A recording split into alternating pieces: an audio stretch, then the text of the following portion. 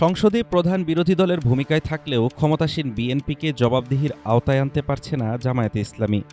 চলতি বাজেট অধিবেশনে দলটির একাধিক সংসদ সদস্যের অপ্রাসঙ্গিক বক্তব্য, ভুল তথ্য উপস্থাপন এবং কার্যপ্রণালী বিধি না বোঝার কারণে সংসদের ভেতরে ও বাইরে তীব্র সমালোচনার মুখে পড়েছে দলটি। দ্বাদশ জাতীয় সংসদে সরাসরি ও সংরক্ষিত আসন মিলিয়ে জামাতের জোটের শক্তি এবার ৯০ সদস্যের।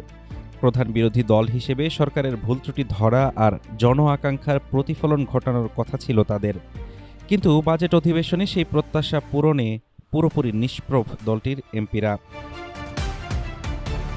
উল্টো একের পর এক অপ্রাসঙ্গিক ও তথ্যহীন বক্তব্য দিয়ে হাসির পাত্র হচ্ছেন কোনো এমপি। যেমন চাঁপাইনবাবগঞ্জ ২ আসনের এমপি মোহাম্মদ মিজানুর রহমান বাজেট আলোচনার মতো গুরুত্বপূর্ণ সময় দাবি করে বসেন এমপিদের ফ্ল্যাটে ওয়াশিং মেশিন, ওভেন আর জানালার পর্দা চাই, জানিয়ে খোদ জোট শরিকরাও টিপ্পনি কাটতে ছাড়েনি। বিতর্ক এখানেই থামেনি। নীলফামারী ৪ আসনের এমপি আব্দুল মুনতাকিম সংসদে দাঁড়িয়ে দাবি করেন তার পরিবারে ৪৭ জন মুক্তিযোদ্ধা এবং তিনি নিজে জুলাই যোদ্ধা, অথচ পরে জানা যায় তার জন্মই হয়েছে ১৯৮১ সালে এবং তার বাবা এখনও জীবিত। এ নিয়ে সামাজিক যোগাযোগ মাধ্যমে তীব্র ট্রলের শিকার হতে হয় দলটিকে। বিড়ম্বনা বাড়িয়েছেন কুষ্টিয়া ৩ আসনের এমপি আমির হামজাও। দেশের ৯,৩৮,০০০ কোটি টাকার বাজেটকে কখনো তিনি বলেন ২০০ কোটি, কখনো বা ৬,০০০ কোটি টাকার বাজেট। এমনকি সিগারেটের দাম ও কর ফাঁকি নিয়ে লিখিত বক্তব্য পড়তে গিয়েও সংসদে গোলমাল পাকিয়ে ফেলেন এই নতুন সংসদ সদস্য। গুরুত্বপূর্ণ অর্থ বিলে কোনো সংশোধনী প্রস্তাবও দিতে পারেনি জামায়াত, অথচ ক্ষমতাসীন দল নিজেই ৬৪টি সংশোধনী এনেছে।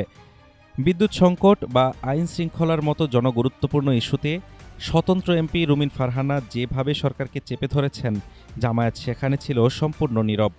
বাজেটের চেয়ে তারা বেশি ব্যস্ত ছিল ইসলামী ব্যাংক আর আদ্দিন হাসপাতালের ওকালতি নিয়ে। শুধু সংসদের ভেতরেই নয়, বাইরেও জামায়াত পড়েছে ইমেজ সংকটে। নড়াইল ২ আসনের এমপি আতাউর রহমানের মেয়ের নাম সরকারি সহায়তার তালিকায় ওঠায় পিএকে বরখাস্ত করতে হয়েছে। অন্যদিকে রংপুর ৬ আসনের এমপি নুরুল আমিনের বিরুদ্ধে ভগ্নিপতির বাড়ির মসজিদে গম বরাদ্দ ও স্বজনদের কাজ দেওয়ার অভিযোগ উঠলেও একে স্বার্থের সংঘাত মানতে নারাজ দলটির নেতৃত্ব। রাজনৈতিক বিশ্লেষকরা বলছেন, দীর্ঘ সময় পর বড় পরিসরে সংসদে এসে খেই হারিয়ে ফেলেছেন জামায়াতের নতুন এমপিরা। রাজপথে সংবিধান সংস্কারের আন্দোলনের ডাক দিলেও সংসদের ভেতরে সরকারকে জবাবদিহিতার আওতায় আনতে দরকার সুনির্দিষ্ট হোমওয়ার্ক ও সংসদীয় রীতিনীতির সঠিক জ্ঞান, যার বড় অভাব স্পষ্ট দলটির প্রথম বাজেট অধিবেশনেই। হাফিজুর রহমান তুষার, ঢাকা টুডে।